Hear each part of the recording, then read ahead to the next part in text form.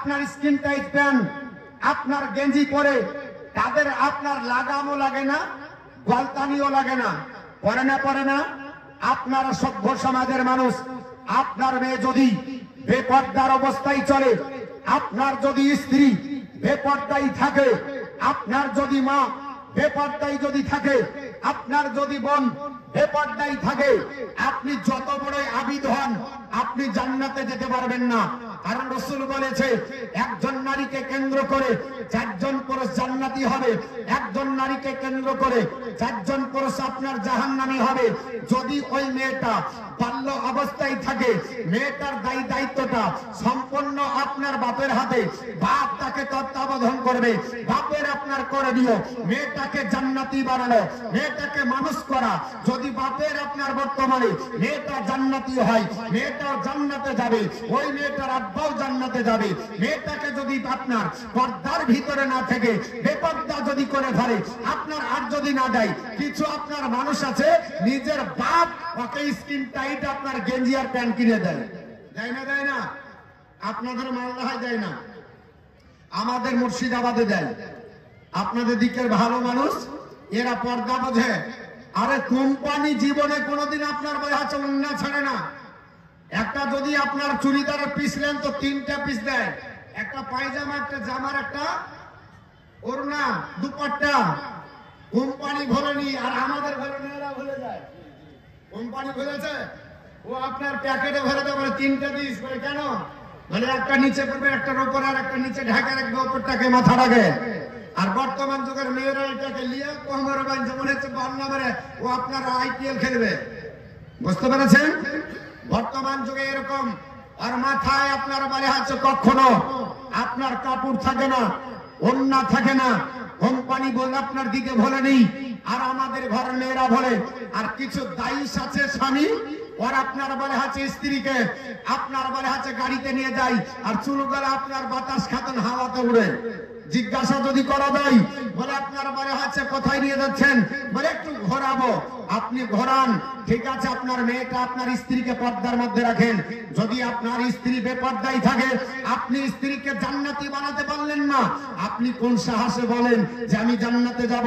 আল্লাহ রাসূল বলেছে তুমি জান্নাতে যেতে পারবে না। কারণ মেয়েটাকে যখন জাহান্নামে পাঠানো হবে, তাকে জিজ্ঞাসা করা হবে জাহান্নামে যাবার কারণ কি? বলবে আমার স্বামীর তত্ত্বাবধানে ছিলাম, আমাকে স্বামী আপনার পর্দায় রাখেনি, তাই আমি আপনার বলে আছে বেপর্দা হওয়ার কারণ আমার স্বামী, আমি একাই জাহান্নামে যাব না। ওই মেয়েটা তখন স্বামীকে নিয়ে জাহান্নামে যাবে। ওই মেয়েটার আপনার যদি পৃথিবীর জমিনে আপনার বলে আছে স্বামী মারা যায়, মেয়েটার অভিভাবক হিসাবে দায়িত্ব বহন করবে ওই মেয়েটার আপনার বলে আছে বড় ছেলে। মেয়েটার বড় ছেলে যদি আপনার তাকে তার মাকে পর্দায় না রাখে, ওই মেয়েটা যদি জাহান্নামে যায়, ওই মেয়েটার কারণে আপনার বড় ছেলে জাহান্নামে যাবে। ওই আপনার মেয়ে আরেকটা যাবে, তার নাম হলো ভাই। যদি আপনার বাপের অবর্তনে ভাই আপনার পর্দায় না রাখে, তাহলে সে যাবে জাহান্নামে। বর্তমান যুগে আজ বেপর্দা ছেলে মেয়েদের অবাধ মিলামেশা। বর্তমান ছেলেরা আপনার পাবজি আর ফ্রি ফায়ারে কাটিয়ে দেয়, আল্লাহর ইবাদত করে না। আপনার বলে হাতে বললে বলে আপনার অনলাইনে ক্লাস চলছে। আল্লাহ রাসূল বলেছেন আমার আপনার বলে হাতে উম্মত উম্মতানিরা রাজনা আপনার শুনে রেখে দাও, সাব্বুন নাসা ফি ইবাদতি রাব্বিহি, যে আল্লাহর যুবক যুবতী বান্দা বান্দীরা ইবাদত করে বড় হয়, আল্লাহ তাদের জায়গাটা আল্লাহর আরশের নিচে বানিয়ে দেয়। জোরে বলো, কোথায় বানায়? আরশের নিচে। আর এখন বর্তমানে পাবজি আর ফ্রি ফায়ার উঠে পড়েছে মোড়ে মোড়ে, দোকানে দোকানে। আপনার বলে আছে স্কুলে স্কুলে। আপনাদের দিকে পাবজি এসেছে, ফ্রি ফায়ার ঢুকেছে। করোনার চাইতে জটিল ভাইরাস। করোনা এসেছিল সবার পকেটে ঢুকতে পারেনি। করোনা এসেছিল শুধু টিভিতে দেখেছি, আর হাসপাতালের আর মসজিদ আর মাদ্রাসায় ঢুকেছিল।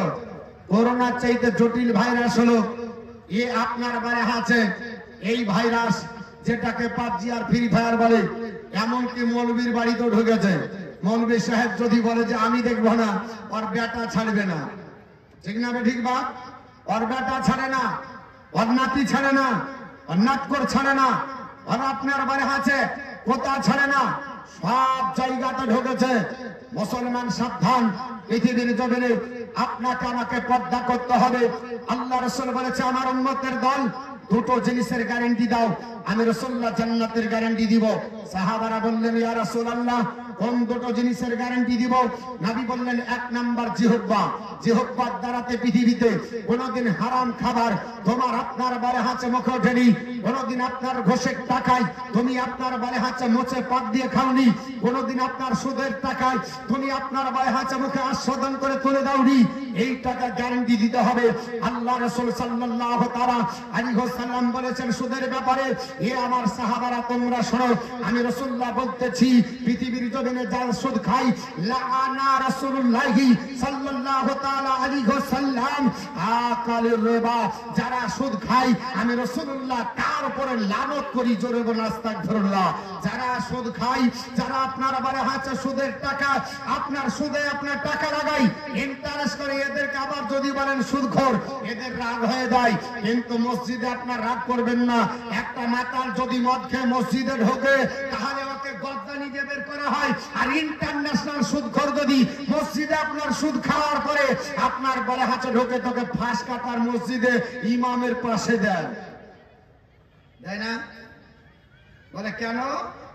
বলে সুদের গন্ধ বার হচ্ছে না, গন্ধ মানে গ্যাসটা নাই, এর জন্য আপনার বলে হয় ইন্টারেস্টের সুদ আপনার বলে আছে, ইন্টারেস্ট নেই। আমাদের এলাকায় একজন সুদখোর আছে, আমাকে বলছে হুজুর সোনার ব্যবসা করা যাবে না। আমি বলছি কেন যাবে না? তো বলছে না সোনার ব্যবসা করা যাবে না বলে মুসলমানের। আমি বলছি সোনার ব্যবসা মুসলমানের করা যাবে না?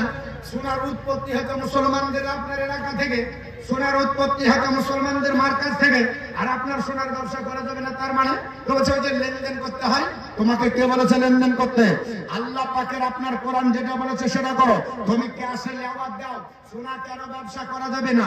আপনি চাইতেন বিনা পুঁজির ব্যবসা একটা লিব, আর মাহাজনের কাছ থেকে নিয়ে এসে আপনার নিলাম আপনার বলে হচ্ছে 2 টাকা সুদে, আর আপনার বলে হচ্ছে নিয়ে আসলাম 1 টাকা সুদে, অপরন্ত আমার কোনো টাকা নাই, আপনার ব্যবসা হয়ে গেল। এটা যদি করে আল্লাহ রাসূল বলেছে তার উপর আমার লানত। এরকম ব্যবসায় কাছে না নাই? টাকা নেওয়ার পরে বলছে ঠিক আছে তুই নে চালা, প্রয়োজন হবে আমাকে দিবি।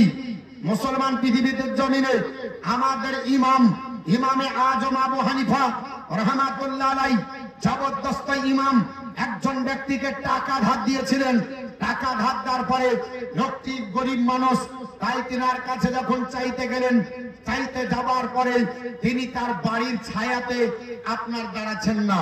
জিজ্ঞাসা করা হলো হুজুর আপনি রোদে উত্তপ্ত বালির উপরে দাঁড়িয়ে কেন?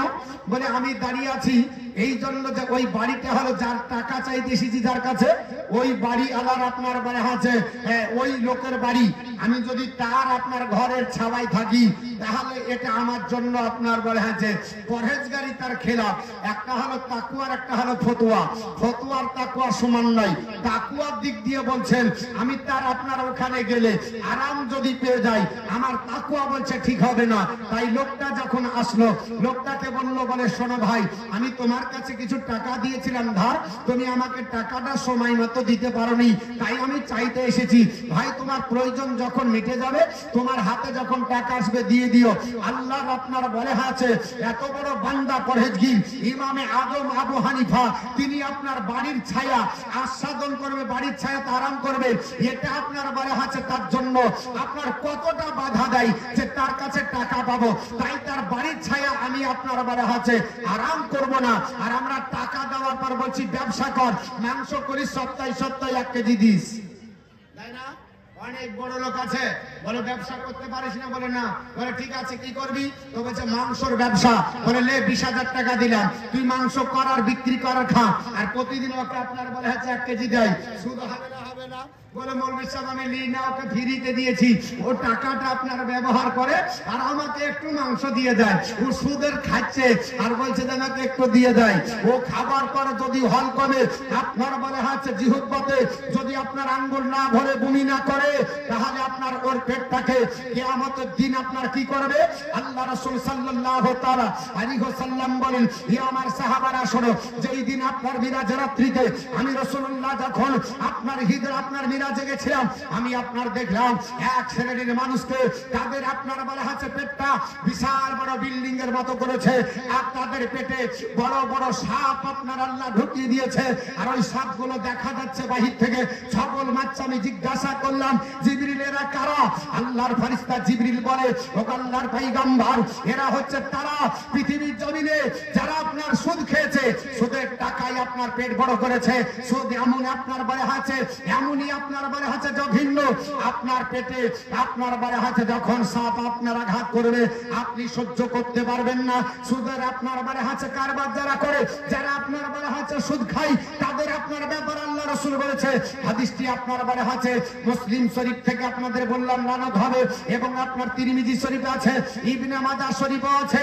আল্লাহ রাসূল সাল্লাল্লাহু তাআলা আলাইহি ওয়াসাল্লাম বলেন, হযরত হানজালা রাদিয়াল্লাহু তাআলা আনহু থেকে বর্ণিত, আল্লাহ রাসূল সাল্লাল্লাহু তাআলা আলাইহি ওয়াসাল্লাম বলেছে, এ আমার সাহাবীরা তোমরা শোনো, আপনার বলে আছে দিরহামুর রিবা, আপনার ইয়াকুলু রিজালু ওয়া হুয়া ইয়ালামু, কোন ব্যক্তি যদি জেনে বুঝে এক দিরহাম পরিমাণে সুদের টাকা খেয়ে নেয়, এক দিরহাম পরিমাণে যদি সুদ খায়, তাহলে তার পরিণতি কি হবে?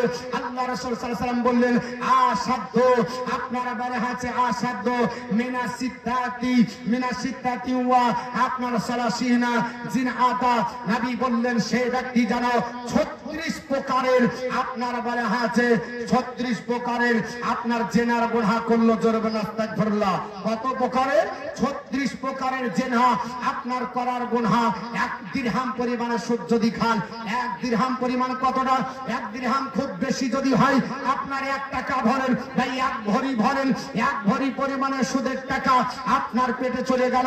36 বার যদি কোনো ব্যক্তি আপনার বলে হাতে জেনা করে, সেই 36 বার জেনা করলে যে গুনাহ হয়, 1 দিরহাম পরিমাণে সুদের টাকা যদি আপনার পেটে চলে যায়, সেই পরিমাণে আপনার বলে হাতে আপনার গুনাহ হবে। আল্লাহ রাসূল সাল্লাল্লাহু তাআলা আলাইহি ওয়াসাল্লাম আপনার পবিত্র জবান দ্বারা বলেছে, ইনশাআল্লাহুল আজিজ, আমি আপনাদের কাছে একটা একটা করে আপনার বর্ণনা দিব।